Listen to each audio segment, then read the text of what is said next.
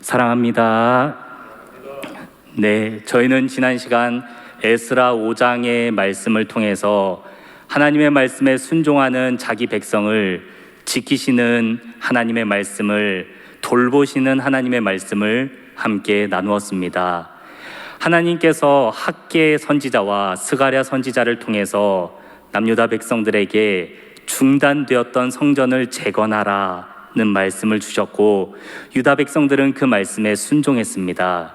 그래서 그 말씀대로 성전 짓기를 다시 시작했던 때가 다리오 왕, 메데 바사 제국의 페르시아 제국의 다리오 왕 제2년에 성전 재건 공사를 다시 시작하였습니다.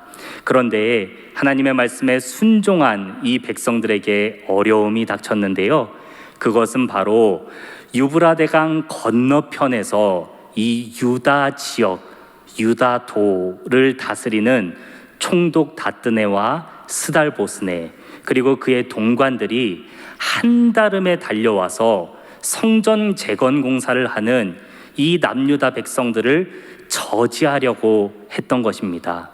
너희가 무슨 근거로 이 공사를 시작하느냐, 이렇게 성전 재건 공사를 막으려 했고, 이들의 행실을 다리오 왕에게 조서를 써서 고발장을 보냈습니다. 이렇게 총독이 다리오 왕에게 고발장을 보냈고, 그 고발장을 받은 다리오 왕이 답서를 보내주었는데, 그것이 바로 오늘 저희가 함께 읽었던 말씀의 앞에 나오는 에스라 6장 1절에서 12절의 말씀입니다. 그 말씀을 두 가지로 요약을 하면 이런 내용이 적혀 있었습니다.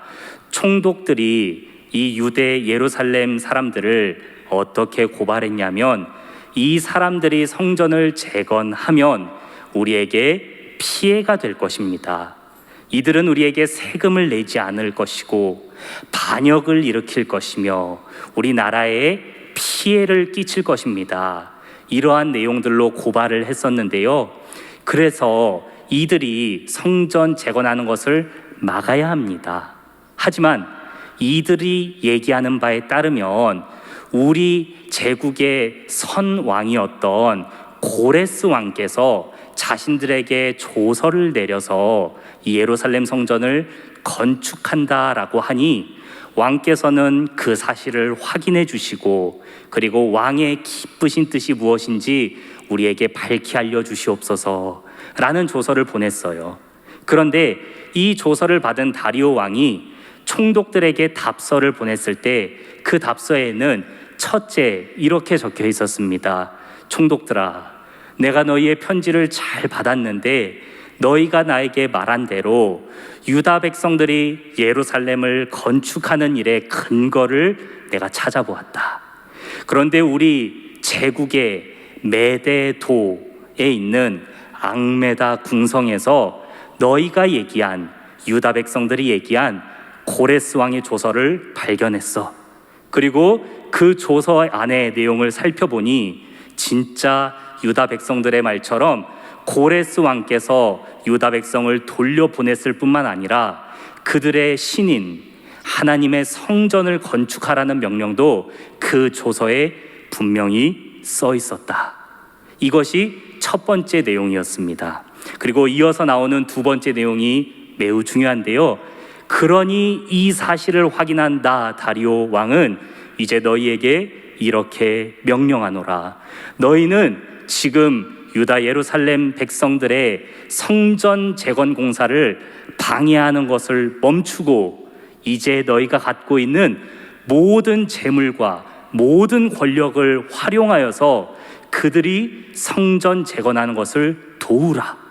그리고 도울 뿐만 아니라 그들에게 필요한 모든 것을 주되, 심지어 제사 드릴 때 필요한 재물까지도 주어서 그들의 성전 재건 공사와 그들의 제사가 멈추지 않고 이어지도록 너희가 그 일을 도와라 라는 얘기를 우리가 함께 읽었던 말씀 앞에서 이 총독들에게 전달했습니다. 이 총독들이 이 편지를 쓴 이유가 예루살렘 성전을 방해하기 위해서, 이 공사를 막기 위해서 이 편지를 썼는데요. 오히려 이들의 술수가 반전이 되어서 예루살렘 사람들, 유다 사람들의 공사를 더욱더 힘있게 돕는 역할을 했다는 것을 우리가 알 수 있습니다. 이렇게 하나님께서 하나님의 말씀에 순종하는 유다 백성들을 힘있게 도우셨는데요. 그래서 유다 백성들이 그 손으로 하나님의 성전을 다시 짓는 이 놀라운 일을 잘 마칠 수 있었습니다. 오늘 본문에 보니까 유다 백성들이 하나님의 성전 공사를 마쳤던 때가 다리오 왕 제6년이었다라고 기록하고 있습니다. 이전에도 유다 백성들이 성전 재건 사역을 할 때 한 번 방해를 받아서 중단됐던 적이 있습니다. 그 시간이 약 18년이었습니다. 이렇게 오랜 시간 동안 중단되었던 게 다리오 왕 제2년까지 중단이 되었었고요. 그리고 제2년에 다시 시작되었던 성전 재건 사역이 다리오 왕 제6년에 마쳤으니까 다시 공사를 시작하고 나서 4년의 시간이 지났고요. 처음에 성전 재건을 시작했을 때로부터는 20년에 가까운 세월이 흘렀습니다. 이렇게 오랜 시간 동안 하나님의 성전을 정말 열심히 이스라엘 백성들이 지었는데요.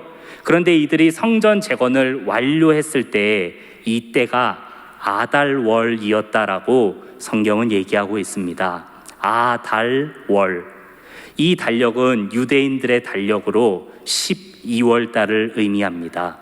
그리고 우리가 사용하는 달력으로는 2월 말에서 3월 초경에 해당합니다. 여러분, 우리나라 계절에 2월 말에서 3월 초 계절이 어떤 날씨인가요? 매우 춥죠. 만물이 얼어있는 때죠. 유대인들에게도 12월 달은 그런 절기입니다. 매우 춥고 만물이 얼어있으며 밤이 긴 절기입니다. 이렇게 어렵고 힘든 때에 유다 백성들은 하나님께서 도우시는 손길에 힘입어서 이 예루살렘 성전을 다시 지을 수 있게 되었습니다. 사랑하는 여러분, 오늘날 우리도 이와 비슷한 시기를 지나고 있습니다. 참으로 오랫동안 우리의 신앙을 지키기 어려운 코로나라는 상황을 지나가고 있습니다. 벌써 2년에 가까운 시간이 지났지요. 우리가 이렇게 어려운 때를 지나고 있고 많이 힘든 때이지만 우리가 하나님의 말씀에 순종한다면 하나님께서 우리를 지키시고 우리를 붙들어 주시고 우리와 동행하여 주실 것을 믿습니다. 남유다 백성들이 그것을 경험하며 하나님께 감사했습니다. 이렇게 유다 백성들이 하나님께 순종하고 하나님의 말씀에 힘입어서 성전 재건 사역을 잘 마쳤는데요. 이렇게 성전 재건 사역을 마쳤던 유다 백성들이 하나님께 성전 봉헌식을 16절에서부터 올려드렸습니다. 성전 재건을 마친 뒤에 이 성전을 짓게 하신 하나님께 감사하며 봉헌식을 올려드리고 그 이후로 속죄 제사를 드리고 또 이어서 유월절을 지키는 유다 백성들의 말씀이 등장합니다. 그런데 이후로 16절에서부터 남유다 백성들을 지칭할 때 에스라서를 기록한 에스라 저자가 다소 특이한 표현을 사용한다는 것을 발견할 수 있는데요. 16절에서 성전 봉헌식을 드리는 사람들을 에스라가 유다 백성들이다 라고 표현하지 않고 사로잡혔던 자의 자손이라고 표현합니다. 사로잡혔던 자들의 자손. 그리고 이후에 속죄 제사를 드리고 유월절을 지키는 유다 백성들을 가리켜서도 19절과 21절에서 사로잡혔던 자들이다 라고 표현을 합니다. 저자가 분명 의도를 가지고 반복적으로 유다 백성들을 사로잡혔던 자들이다 라고 표현을 하는데요. 과연 이것이 무슨 의미가 있을지, 너희는 사로잡혔던 자들이다, 우리는 사로잡혔던 자들입니다 라는 이 표현이 어떤 의미를 갖고 있는지 바로 한 장에 앞서 있는 에스라 5장 12절의 말씀을 확인하시겠습니다.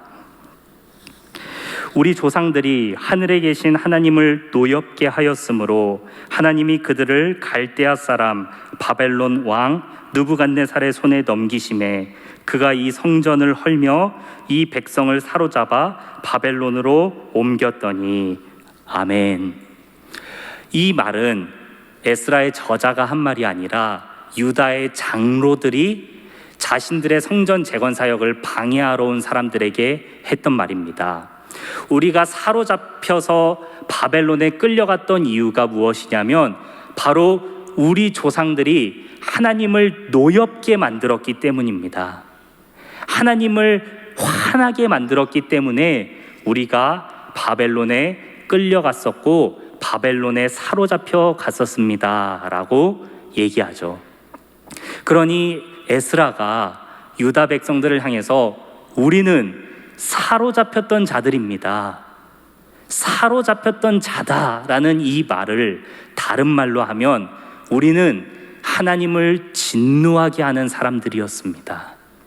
무엇 때문에 하나님이 진노하셨습니까? 유다 백성들의 죄 때문이었습니다. 이들의 반복된 죄, 지속되는 죄, 하나님께서 용서하시고 오래 참아주심에도 불구하고 인자하시고 자비하신 하나님을 진노하게 만들 만큼 계속되었던 이 죄 때문에 우리가 유다 백성들의 바벨론에 사로잡혀 갔었습니다, 이렇게 얘기를 하는 것입니다. 그러니 사로잡혀 갔었던 자들이다라는 표현은 우리는 죄인입니다, 우리는 죄인입니다라는 표현과 같습니다. 사랑하는 여러분, 이 표현에 합당한 표현이 무엇이 있겠습니까? 우리는 죄인입니다. 우리는 사로잡혔던 자들입니다. 우리는 하나님을 진노하게 만드는 사람들입니다라는 이 표현에 이어서 나오는 아주 어울릴 만한 표현은 그러니 자숙하십시오, 회개하십시오, 하나님 앞에 무릎 꿇으십시오, 이런 표현들이 잘 어울립니다. 그런데 오늘 16절에서 성전 봉헌식을 드리는 이 유다 백성들, 사로잡혔던 이 자들을 뭐라고 표현합니까? 즐겁게 하나님께 성전 봉헌식을 올려드렸다. 과연 어떻게 하나님을 진노하게 만들었던 이 사람들이 하나님께서 그렇게 참고 기다려 주셨음에도 불구하고 결국 하나님께 진노를 받았던 이 백성들이 어떻게 즐겁게 하나님 앞으로 나아갈 수 있었을까요? 우리는 열왕기상 8장 말씀을 통해서 그 사실을 확인할 수 있습니다. 열왕기상 8장 33절과 34절 말씀입니다.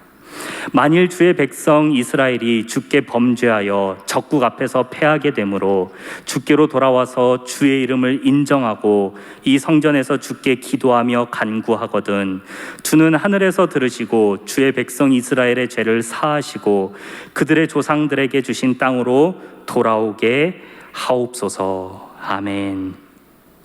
사랑하는 여러분, 이 말씀은 솔로몬이 처음으로 성전을 지은 뒤에 하나님께 봉헌식을 드리며 올려드렸던 기도입니다. 이렇게 기도했죠.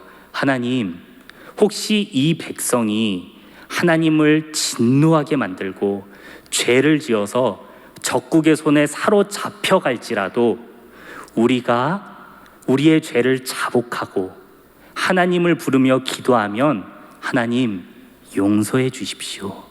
그리고 우리를 이 땅으로 다시 돌아오게 해주세요 라는 솔로몬의 기도, 바로 이 기도에 응답하신 하나님께서 하나님의 영광을 상징하는 임재의 구름을 성전에 가득 덮어주시며 솔로몬의 기도가 응답되었다는 것을 솔로몬뿐만 아니라 모든 백성이 보게 하셨습니다. 이스라엘 백성들이 하나님을 진노하게 만들고 결국에는 바벨론의 포로로 끌려갔다 왔던 죄 많은 사람들이지만 이들이 하나님께 즐거이 나아갈 수 있었던 이유, 그 죄 많은 손으로, 그 죄 많은 입으로 하나님을 부르며 담대하게 나아갈 수 있었던 이유는 바로 하나님께서 우리를 용서하시는 하나님이시기 때문인 줄 믿습니다. 우리가 오늘 이 자리에 나와서 예배 드릴 수 있는 이유도 이와 같다 생각합니다. 사랑하는 여러분, 우리는 옆에 있는 사람의 손으로 무슨 죄를 지었는지 알 수 없습니다. 내 옆에 있는 동역자가 이 교회를 나가서 어떤 말을 하며 어떤 행위를 하는지, 그가 직장에서, 그가 가정에서 어떤 삶을 사는지 우리는 알 수 없습니다.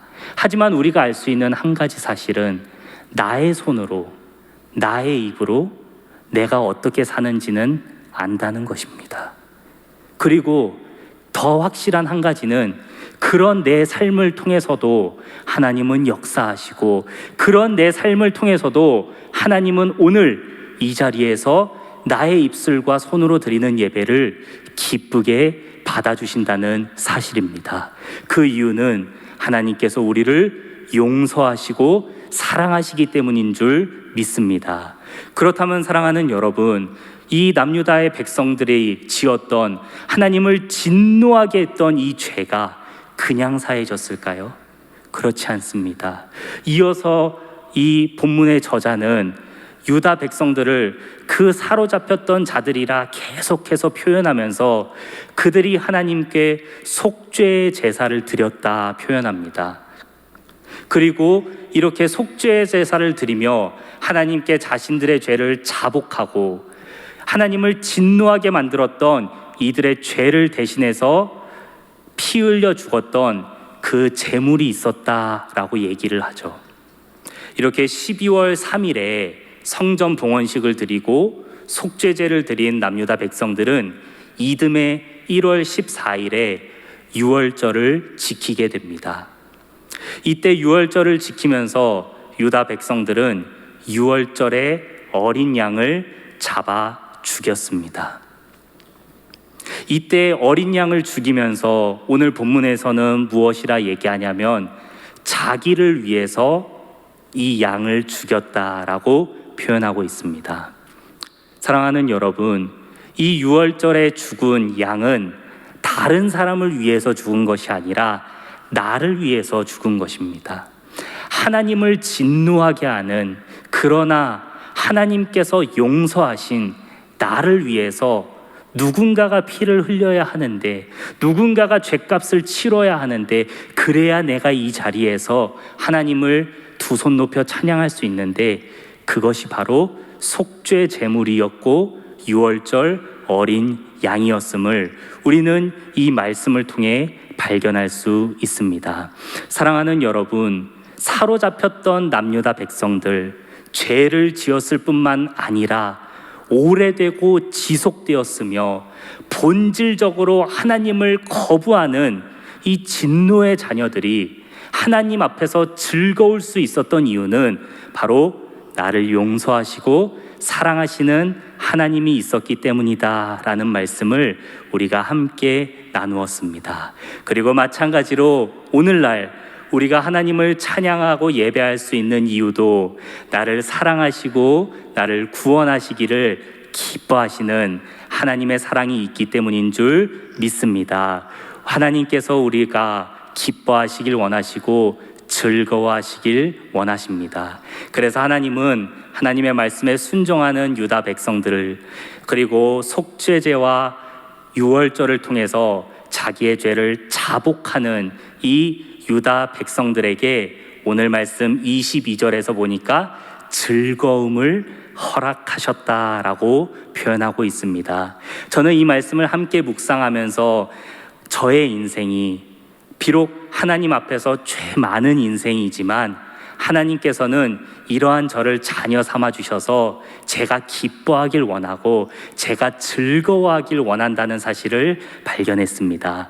사랑하는 여러분, 우리를 용서하시는 하나님, 우리를 인도하시는 그 하나님의 말씀에 순종함으로 하나님께서 우리의 삶에 넘치게 부어주시는 즐거움을 경험하시는 우리 모두가 되길 간절히 소망합니다.